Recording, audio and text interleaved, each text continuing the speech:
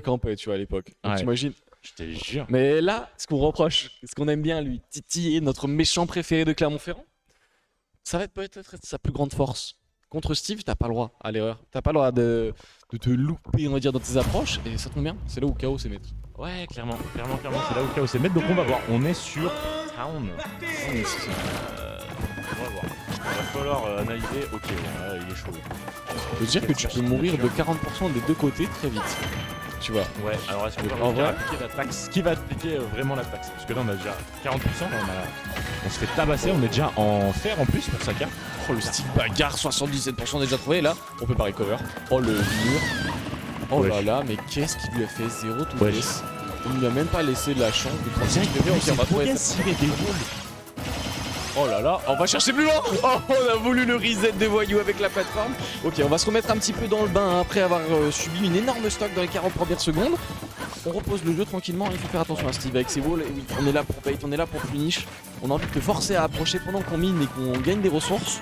Donc c'est toujours gagnant-gagnant de ne pas jouer au jeu pour... Et là on a une stock d'avance, on a déjà récupéré du diamant du côté de Saka. Donc à tout moment on se dit on prend du diamant sur la stock 1 et on peut perdre l'avantage, attention. Bon, nous avons plein de points sur les combos Steve. Ah, tout connect, tout passe, tout est possible. J'ai l'impression qu'on voit des énormes... Après on parle de Steve, mais là on voit des énormes fautes de Chaos tout de suite. On voit un Chaos qui fait des petits pas Chaos qu'on n'a pas l'habitude de voir comme ça. Super agressif, je suis d'accord avec toi. Pas son jeu de d'habitude, le plus étonnant. On est très agressif. Après peut-être que le fait de s'être fait 0 to death et qu'on peut avoir un game plan un petit peu campy, faut très vite retrouver even stock pour pouvoir peut-être jouer le temps, jouer la patience. Et là on commit sur des actions qu'on ne devrait pas d'habitude. C'est totalement safe comme ça, on peut pas se permettre de punir avec un shield grab. Je puis pareil néanmoins sur cette plateforme on trouvera cette grab. Et on voit par contre outre un Steve visiblement on point du côté Saka, c'est qu'on a des fondamentaux exceptionnels. On 3 stocks 5 minutes comme ça. On envoie. Et c'est rare de voir un Chaos se faire envoyer comme ça. Mais après dans les backgrounds mon pote tu vois un petit sourire machiavélique du côté de Chaos. Ah bah merde, après j'ai peut-être énervé Saka quand je lui ai parlé des clips. Ah il a dit on me clip moi les clips tes potes de Clermont là tu vas moins rigoler.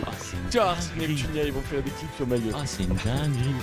Dinguerie ce qui vient de se passer sur cette première. Après c'est vrai que Chaos à part Comité, je sais pas s'il a vraiment joué des styles. Il a peut-être pas l'habitude du match-up après. Non mais c'est surtout après le point à retenir et ce qu'on peut surtout dire pour le stream, c'est que on n'a pas eu le comportement habituel. Alors attends. Qu'il a du coup on va switch sur ce Pac-Man si rapidement, très bien, on n'a pas envie de se faire... on est en BO5 ou on est en BO3 BO3 pour l'instant, tranquillement, oui. De toute façon on sera BO5 à partir du top 16. Qu'est-ce qu'on dit? Mais moi je suis content. Je suis un hater de la palue de Chaos, mais par contre, il a un Pac-Man de fou. Ouais. Il a un Pac-Man de fou, donc peut-être qu'on peut répondre aux attentes que le match-up impose. Oui. Je pense que ça va être un style de jeu qui va plus lui permettre de mettre plus la pression comme ça. On va pouvoir utiliser tous les fruits, tous les objets de Pac-Man pour enchaîner sur ces petites phases de combat. Ça c'est très bien trouvé. Dommage, on n'a pas eu ce back-air. On continue d'étendre sa phase d'avantage. On prend des informations sur l'épée. On va chercher cette courante pour prendre des interactions particulières entre le mur et... C'est une dinguerie que ça fasse bien ça. Ah mais les gars, ils veulent construire une ville en fait. Non mais même que Lightgrunt en arrivant au-dessus du Minecart on ne fasse pas grand chose. Ça pose un peu de problème dans le match-up je pense. Parce que ça pourrait être une option. Parce qu'on sait que Steve va conditionner à se faire arrêter par le haut et le Lightgrunt du coup peut t'aider à ça. Oh là là, dommage on a tenté. Dommage que le nerf touche parce que si le nerf touche pas, et on est stun un peu plus longtemps et on peut peut-être charger un smash du côté de Chaos. Mais là on s'en sort bien. On a envie de piquer des choses à une fois parce que mais t'as raison. Le Pac-Man de Chaos, moi je l'ai toujours dit, on sent qu'il aime ce qu'il fait, on sent qu'il joue de façon bien plus créative on va dire, et qu'il a bien plus le rythme dans ce début de deuxième game. Donc on a balancé la clé, on voulait mettre beaucoup de pourcentage, on a envie de prendre cette stock rapidement. Ça va avec Steve, je pense. Par contre, t'as vu cette phase d'avantage? Là ça va être compliqué de ratterrir. On arrive. Bonne patience. Il a l'air dodge. Et ce nerf qui va être très très fort aussi dans le match-up dans la situation de corps à corps. Oh la pomme, oui, un peu ça renvoie. Par contre c'est intéressant de prendre note. C'est fini. Et oui, on trouve cette première stock et on voit un Chaos complètement différent.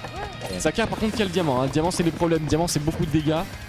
Donc on doit respecter cette option, on doit respecter énormément de choses dans ce match-up. Regarde, un seul coup de backer et là, One tap Hydrant. et l'hydrant, ça dégage. Ouais, le backer qui one tap Hydrant. Alors attention de pas trop break le Ah, trampoline. on a patienté un peu trop, Ouais. un petit peu trop syndrome sur l'edge. Je pense qu'on avait envie de balancer ce Galaga au meilleur des moments. Mais on se sera fait avoir et du coup on se fait avoir de façon très coûteuse. En 61% situation de shrap déjà rapidement retrouvé du côté de Saka. Saka il tabasse quand même. Hein. Ouais, vraiment. Ça tape Oh, fort. c'est une blague. Mais pardon. C'est une dinguerie. Mais ça tue super vite, on le sait. Mais Ah bah là, il là, est sous diamant. ça Il est reprendra sous peu de fra. Ça va être compliqué là. On va trouver un Gala malheureusement. Non, rien de plus. Gala. Et pardon. On va bien l'appeler le Gala. Dédicace à PNL. Et là, pas facile, on avait un match qui était complètement en sa faveur et du coup on prend toutes les dingueries qu'on peut trouver, qu'on peut voir. Je te jure. Pas forcément facile, ok, on joue ces situations de corner, on y est assez à l'aise, hein, du côté de Chaos, on n'a pas forcément peur, mais waouh, on trouve un énorme down smash, on va pas mourir. Ok, le bloc a été placé en prévention, Ouais.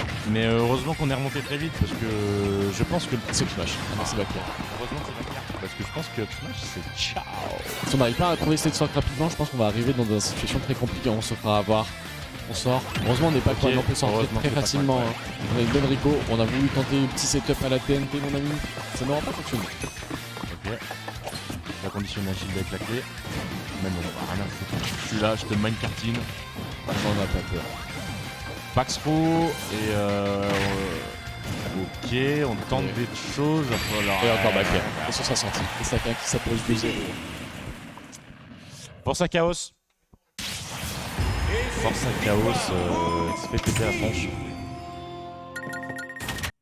Et ensuite, qu'est-ce qu'on a de beau? Je crois avoir vu du Jhin en pool B1 tagué Caldera. En plus, on a Jhin qui se lève. Oh, Jhin,